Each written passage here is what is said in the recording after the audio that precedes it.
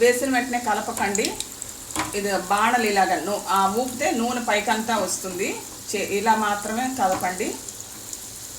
కొంతసేపు అయిన తర్వాత అవే బాణల నుంచి విడిపోతాయి. అప్పుడు మనం కలపాలి, లేకపోతే ముందే కదిపితే చితికిపోతాయి. ఇంకా ఫైనల్గా చూపిస్తాను. అన్నీ ఈవెన్గా ఒకే రంగులో ఉండాలి. ఇప్పుడు వేగిపోయాయి శుభ్రంగా, చక్కగా తీసేస్తాను. ఒకసారి పిండి కన్సిస్టెన్సీ ఇందాక చూపించడం మర్చిపోయాను, ఇప్పుడు చూపిస్తాను. వేస్తే ఇలా ముద్దలాగా పడేటట్టు ఉండాలి. మీరు కనుక ఇంకొంచెం పల్సన అయింది అనుకుంటే మాత్రం కొంచెం మైదా పిండి కలిపేసుకోండి.